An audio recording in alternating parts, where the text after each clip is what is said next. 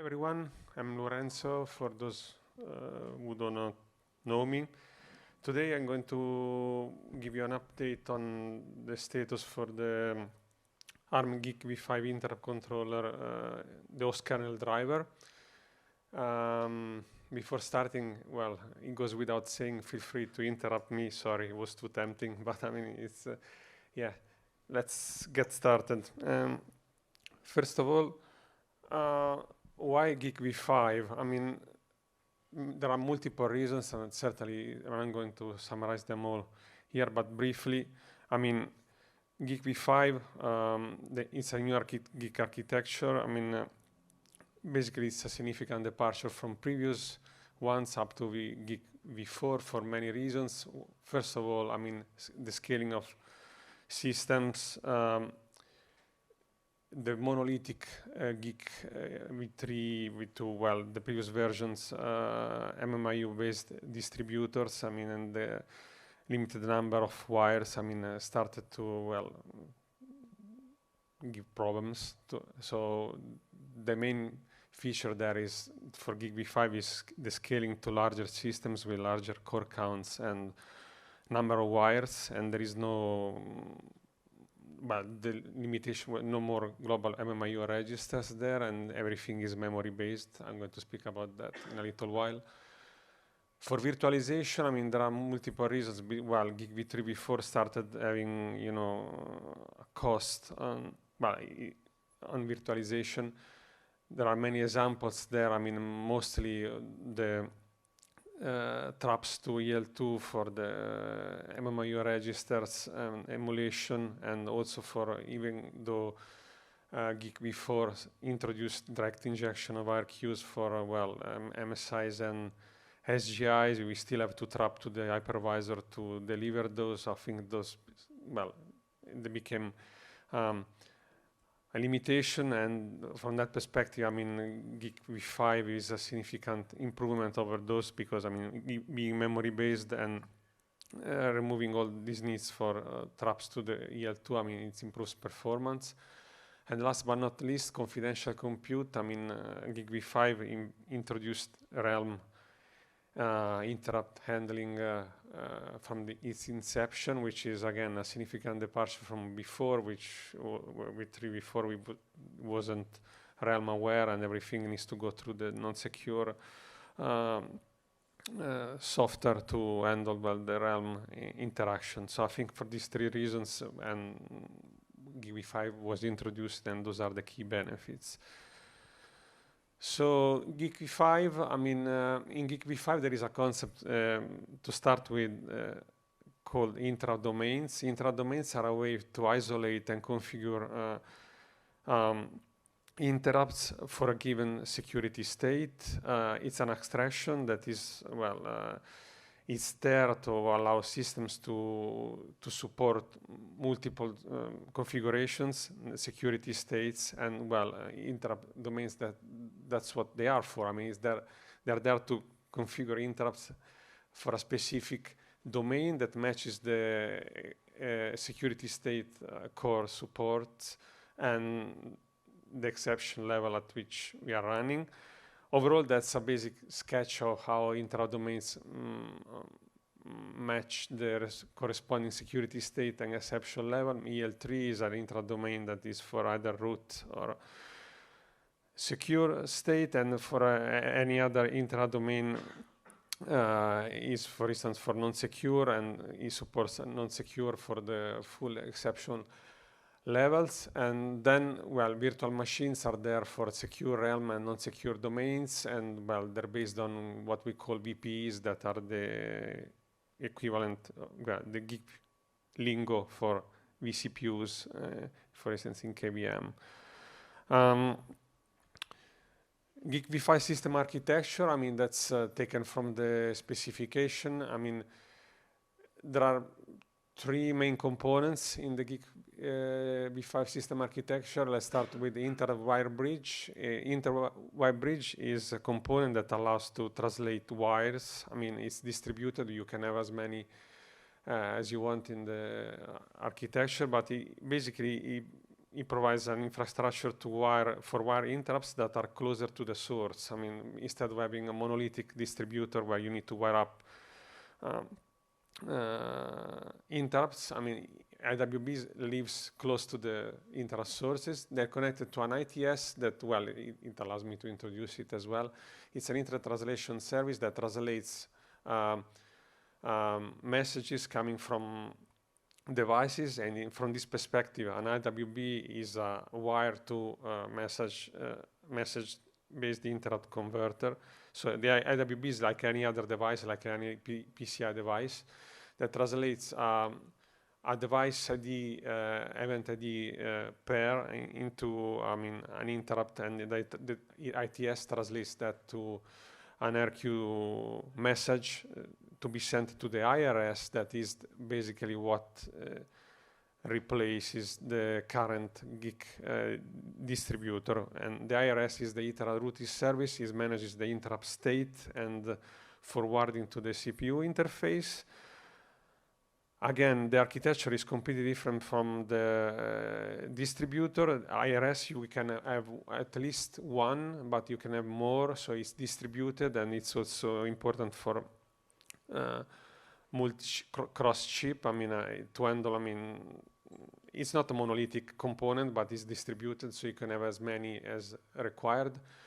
And the interrupts that it supports the routing, for instance, and the interrupt state through memory. And I'm going to briefly to describe how in this presentation.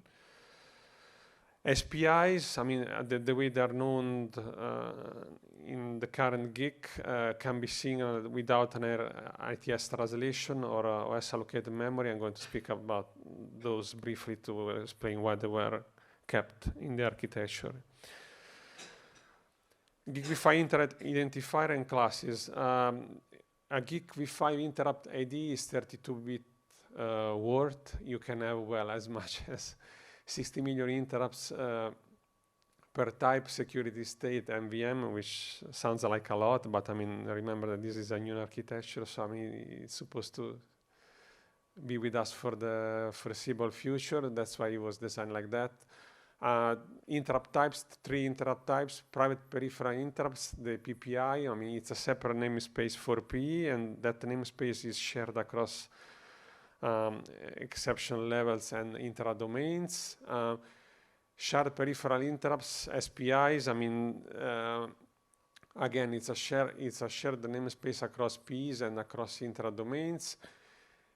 It's designed for low latency interrupts that it was introduced for interrupts that need to work without memory tables. So I think they're still managed through GIC instructions, but they don't require a memory table to function.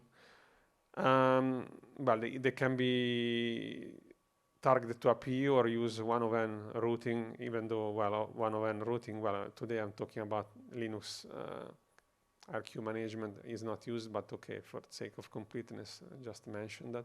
And LPIs, logical peripheral interrupts, those are basically message-based interrupts, but not only. On GICv5 also handles IPIs through logic LPIs. It's a shared namespace across PEs and a separate namespace for each interrupt domain. So they're designed for translated interrupts, but also for IPIs, as I've just mentioned. That's a difference with GICv3 and previous versions where SGIs were basically banked interrupts and not LPIs. GICv5 interrupt states, that's a diagram of the state machine for an interrupt. 2 bits of dynamic state, active, inactive, and pending idle. A difference from GICv4, in previous versions, is that all interrupts have an active state, whereas previously LPIs that didn't have an active state. I think this is just here for informational purposes. I don't think, this is just for the levels, the edge trigger interrupts. The life cycle. The difference with level interrupts is that for edge trigger interrupts, acknowledgement consumes the pending state, whereas for level it doesn't. I mean, the pending state it's kept. That's basically the definition of level versus edge interrupt. So I will not delve into this for much longer. So GICv5 components. Let's start with the interrupt wire bridge. As I mentioned previously, a wire bridge is a component that resembles a device emitting MSI, message-based interrupts, except that, well, it allows to translate wires into MSIs. There can be multiple IWBs. From a design standpoint, it's good because they can be close to the device they serve, and it's not a single monolith like we had for distributor for a long time. The IWB has a device ID like any other device in a system, and we can discover a number of wires, enable, disable single wires, and every wire can be configured as either edge or level sensitive depending on how the device behind it behaves. Well, as I mentioned, the intra-domain for a specific wire can be selected and programmed according to the secure state, sexual level, and the system programming requirements. The system, well, the reason why a specific interrupt should be secure, or non-secure, or well, and so forth. So, I mean, that programming model is there for the IWB.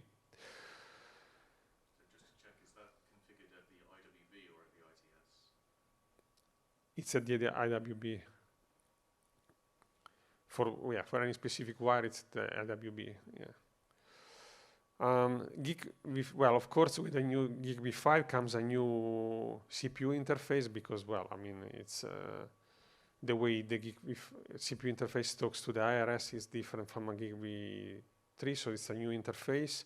The IRS forwards pending virtual and physical HPS and LPS to the CPU interface, and well, the difference with the previous GIC version is that now the PPIs are managed entirely within the CPU interface. So I mean, it's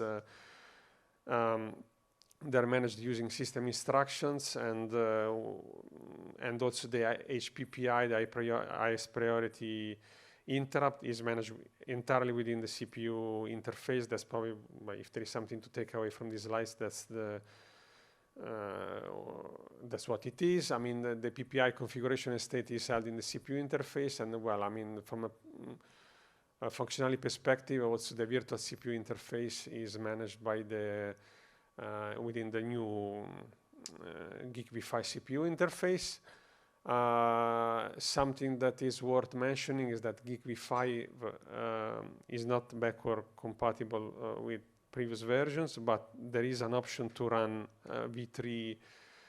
There is a legacy feature in the GIC-CPU interface, GICv5 CPU interface, to run legacy GICv3 virtual machines, and that logic is obviously in the GICv5 CPU interface. The IRS. There are separate structures for each intra-domain, as I already mentioned. Intra-state is well, what's worth mentioning is what is different from previous GIC versions, and that's a significant change. The interrupt state is held in memory. It's not MMIO registers any longer. I mean, for scalability, I already mentioned that, so I will not bother you any longer on this. I mean, the memory is allocated by a software entity using the GIC, and it's given to the GIC and is entirely manipulated and updated using GIC instructions. So that's how the core basically interact with the IRS and updates those tables to, well, for instance, to enable an RQ, to set it pending, and so on and so forth. Those tables are set up once for all at boot, and then the PE never writes, well, directly into those tables. And again, just using GIC instructions, we can set up those interrupts for the interrupt domain, well, the core is running on. ITS, domain and domains and data structure. Actually, probably some of you are familiar with GICv5 ITS. I mean, structures are separate for each domain. The way an ITS works is basically it accepts an incoming events from devices. A device is identified using a device ID, and events ID are for, well, every device, I mean, is configured to have a, I mean, you don't know, a PCI device requiring a 1K MSI vector. I mean, we need to set up translation tables for the ITS to convert that into LPIs, interrupt IDs. And that's done by, well, identifying the device through a device ID, and that is a sparse namespace. Well, every device in the system has a device ID. It can be sparse, it can be set up at a runtime in the OS. And also the event IDs, I mean, for instance, a device requiring a 1K vector, we need to set up a K under K 1024, for instance, events for the device. And that's done through two tables for each, two tables in the ITS is the device table and the interrupt, the DT is called, and the interrupt translation table for event IDs. Those are configurable, entirely memory-based.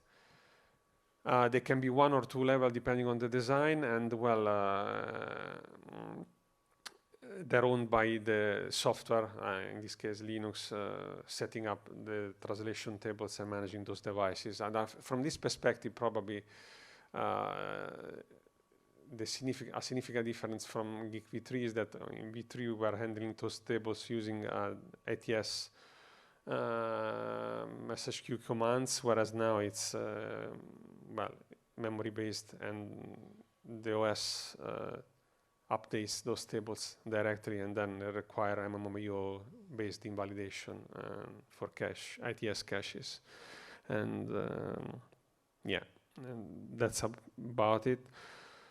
Well, of course, there is an angle related to VMs in the presentation that I'm not talking about, because basically we are talking about the host driver, but of course, I mean, there is a concept of VM and VM IDs in the ITT tables as well as IRS tables. I mean, I don't have time to delve into those. Probably it's going to be something for a later talk when we start introducing KVM support for V5. But I mean, at least you're aware that, well, those tables are, support for virtual machines is there and ready to be used. So that was a quite fast introduction to GICv5 components. I mean, again, if you have questions, feel free to ask them either now or later, whenever. I mean, I want to touch briefly on what's going on the Linux enablement for the host kernel driver.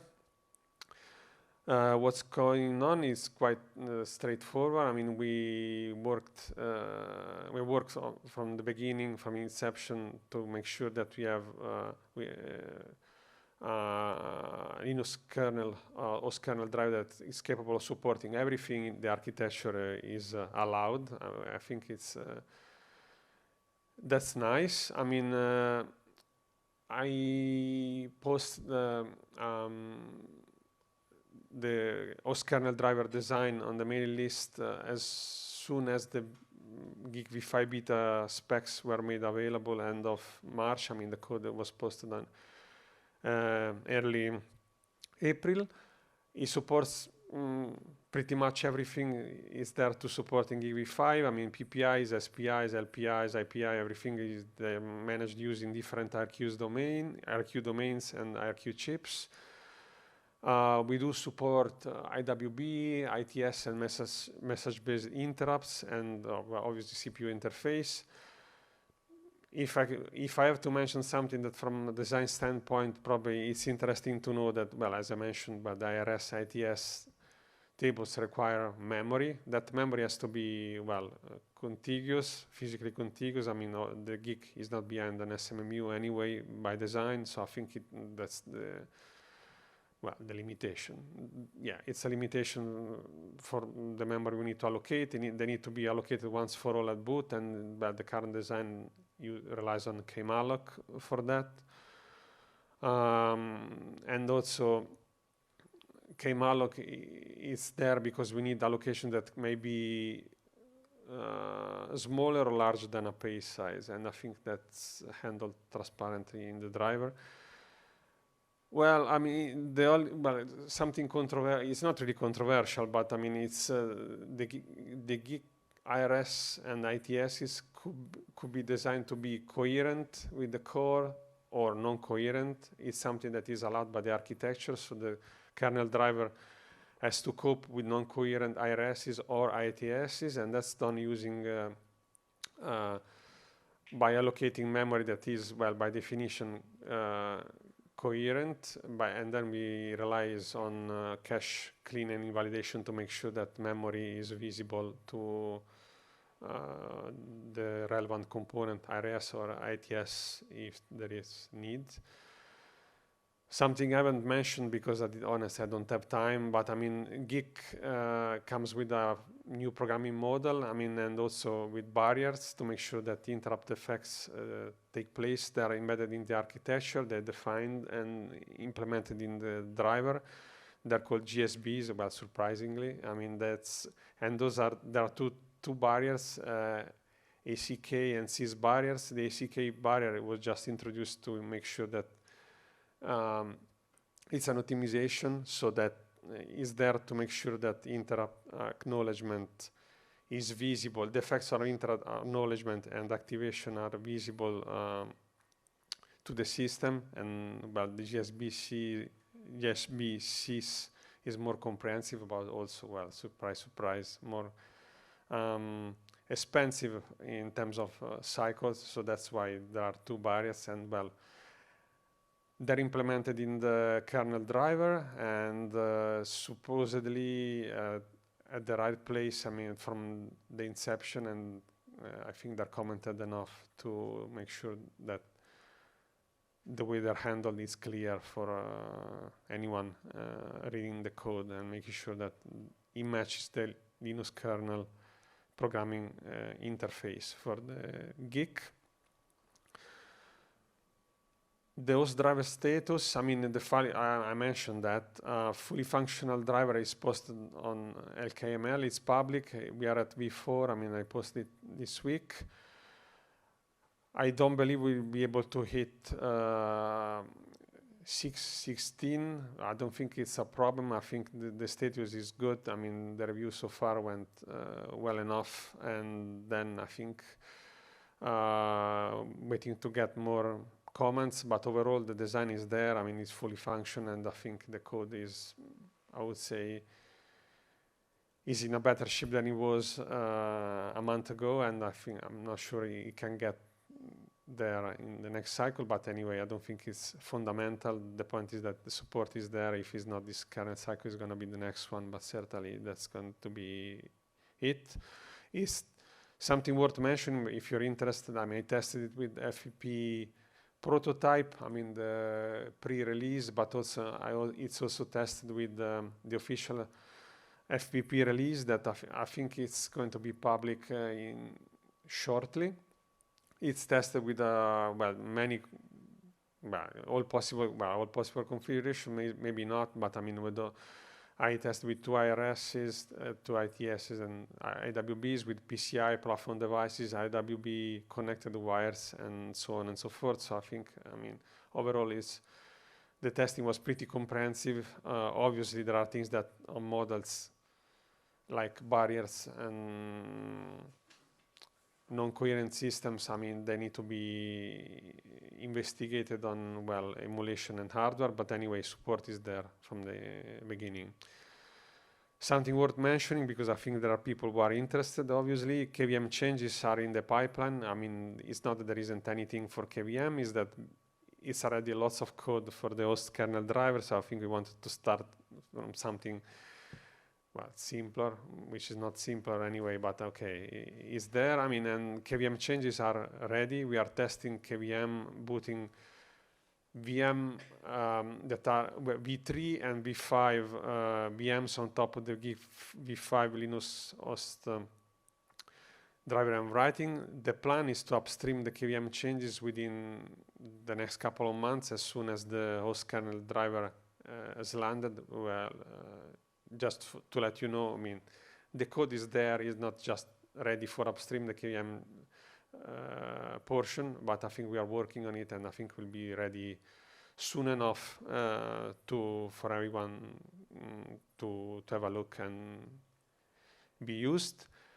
And on that, I think, not before thanking you for listening to me, I wanted to ask you if you have any questions, either now or later, if I know it's time for lunch, so just let me know, and I'm here to help. Thank you very much.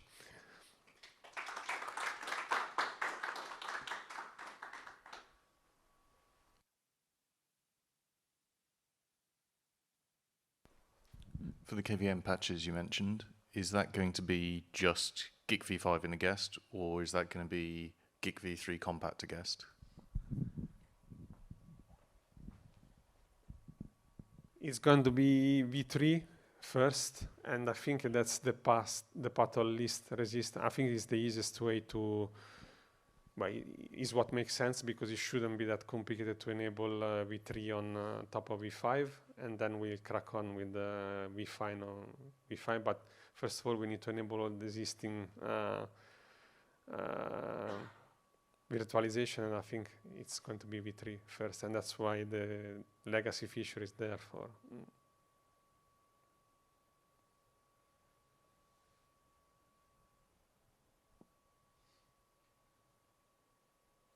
Anyone else?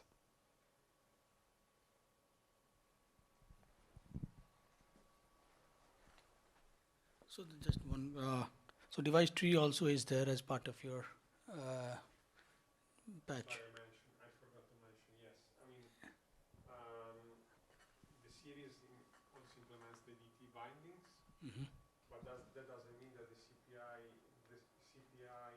work was carried out while developing the patches, and I think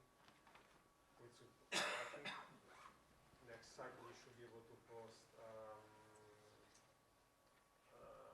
code first implementation on the mailing list for a CPI. I mean, it's not that, I mean, DT or a CPI, the bindings are there. I mean, I think it's, I don't think that's controversial either, to be honest. But it's exhaustive.